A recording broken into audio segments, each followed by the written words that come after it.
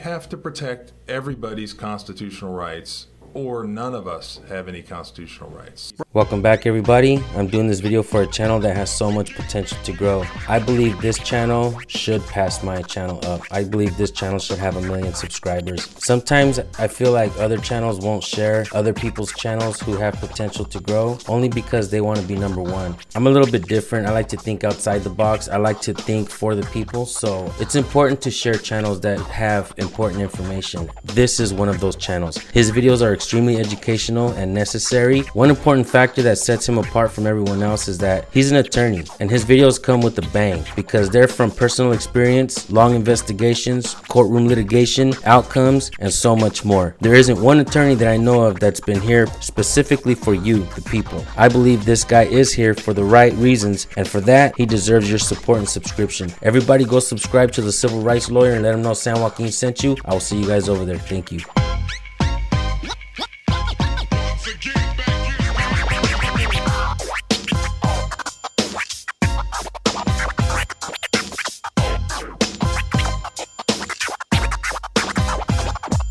Hi, I'm John Bryan, West Virginia civil rights lawyer.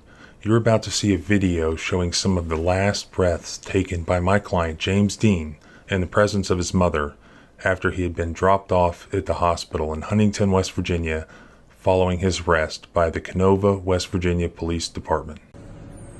Can you hear me? Can you hear me? James's mother, Olivia, is saying to her son, "Can you hear me? Can you hear me?" Because he's on a breathing machine and he's completely unresponsive, no brain activity whatsoever. After being dropped off at this hospital by a police department in custody, doctors were pressuring her to turn off or authorize turning off the breathing machine. It was only me there and a reporter that I brought with me, and we were not allowed to take any pictures or video to document what was happening. So we secretly, or I secretly, took this picture and this footage of what was going on in front of me. It was unbelievable. This happened in the small town of Canova, which is in Wayne County, West Virginia. And here's what happened. On April 5th of 2019, James Dean was at his residence, which was also the residence of his mother, Olivia Dean. He was residing there. His mother had called 911 for a second time that day because the two had been arguing. James had a long-term alcohol problem, and he had been drinking more as time went on. He got loud with her. His actions caused Olivia to fear for her safety, so she did call 911, and she went to her neighbor's residence, locked the door, and waited for the police to arrive. Shortly after the 911 call, the Canova Police Department arrived, as well as the town of Cerrito Police Department. They help each other. They responded on the scene, and the officers took James into custody with no problem at that time, and they removed him from the residence. Olivia then observed that her son was handcuffed with his hands behind his back while being led by the police officer. He appeared to her to be compliant and calm at that time, and this was the last time that she would ever see her son. This was approximately 11 p.m. on the night of April 5th, 2019. The next day, around 3 or 4 p.m., Olivia received a phone call from a man identifying himself as a surgeon from Cabell Huntington Hospital in Huntington, West Virginia. He told Miss Dean that he had just performed a craniotomy on her son and that it wasn't looking good, and her son was in a coma and she needed to come to the hospital right away.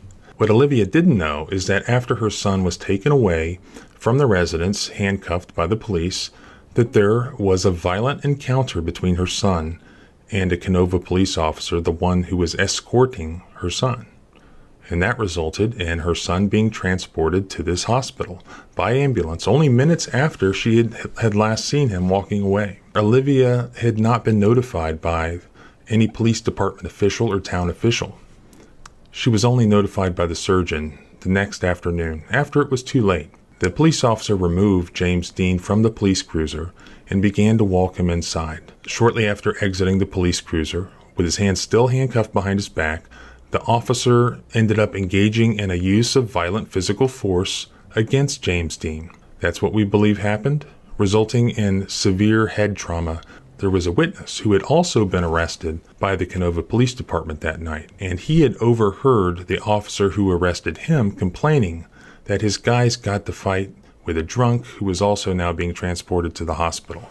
And he was sort of upset, according to the witness, that he missed out on the fight.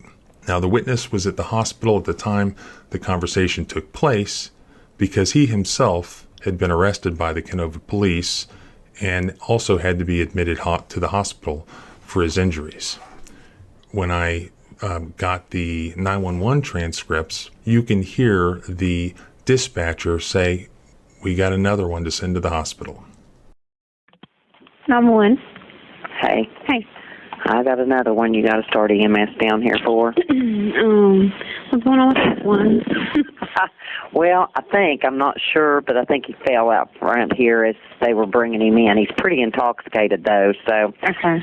let me get some details, and I'm going to lay the phone down, okay? Okay, that's fine. All right. That was the Canova Police Department talking to the 911 dispatcher saying, "We have another person who'd been arrested by our police department who now needs to be transported to the hospital." Well, there were no police around anywhere. There was no documentation. There was nothing in writing in black and white at all saying that this guy had anything to do with the police. There was no record of him being in police custody. There was nothing on file at any courthouse. I was unable to find anything. All of a sudden, the hair on the back of my neck stood up, and I said, "Oh my God, this could be a cover-up." But when I found the 911 materials, that documented that he was actually brought to the hospital by the Canova Police Department. I ended up calling the chief of police there, and I asked him what happened, and he told me that there was a use of force incident, that the officer who was leading him did have him handcuffed behind his back. My client had said something to the effect of, "I don't want to go back to jail," or "I'm not going back to jail," and maybe pulled away. At that point, he was taken to the ground by the police officer. So I knew after that point that this wasn't somebody who just fell accidentally. It was actually a use of force. And as soon as things went south at the hospital, boom, police are out of the picture. Nothing in writing, no record of it. And you just have this lawyer asking questions. This wasn't my first time dealing with a case like this. I actually had a very similar case out of Logan County, West Virginia, where another arrestee was handcuffed, hands behind his back. We disagreed about the facts and almost had a jury trial over it, but whatever happened, he takes a header into the concrete below and ended up, like James Dean, in a coma. Though fortunately, this client was only in a coma for about 18 days, if I recall correctly. I was also able to eventually verify through the medical records that he was brought in by the police and did suffer trauma to his head as a result of his interaction with the police. And that trauma to his head caused a brain bleed, which then necessitated a craniotomy to take place, though it didn't turn out well. Then, believe it or not, we had to wait a year for the West Virginia Medical Examiner's Office to give us a death certificate. You can see that the date of death was April 22nd, 2019. Then the cause of death was released in the death certificate on July 13th, 2020. They did find that the cause was blunt force trauma to the head.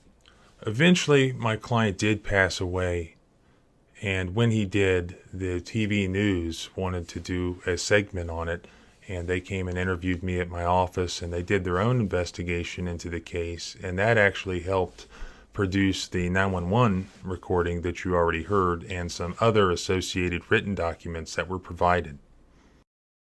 Yeah, what started out as a pretty simple domestic disturbance call ended with James Dean in a coma on a respirator. He died this morning, leaving more questions as to exactly what happened to him while he was in the custody of Canova police. Dean died early this morning. You have to protect everybody's constitutional rights, or none of us have any constitutional rights. Brian was contacted by Dean's family to look into the case. He says he was told by Canova Police Chief Bob Sullivan that there was an incident when officers were trying to get Dean into the Canova Police Department for processing. They're alleging that there was some resistance from James, that maybe he said that he didn't want to go to jail or didn't want to go in there. And at that point, the officer shoved James, was what I was told, and they both went to the ground, both the officer and James. and they both hit their head. Wayne County Prosecutor Thomas Plymel says he's asked the West Virginia State Police to investigate Dean's death. Brian says there are no written reports about Dean's arrest and what happened in the police department parking lot. He also can't find any 911 calls surrounding Dean's health emergency and journey to Cabell Huntington. Brian says he's hopeful the state police can find out what happened. There's no paperwork, there's no documentation, no communication. So that right there, it's not proof of anything, but it's a big red flag. That brings us to where we are, and hopefully now you understand why this process can take too long. Now there's getting ready to be additional news in this case. Stay tuned, and we'll do an update video soon. If you don't know and understand your rights, they can be violated at any time. When are you going to learn your rights? They're not taught to you in school curriculum. They're not taught to you at home because even our parents don't understand.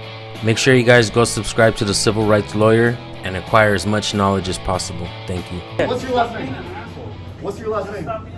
You on probation, parole? Just stop being an asshole. Are you on probation or parole? That's none of your business, stupid. Excuse me? That's none of your business. We're trying to be Stop cool with asking. you, Stop but asking you're personal just- questions. You're escalating.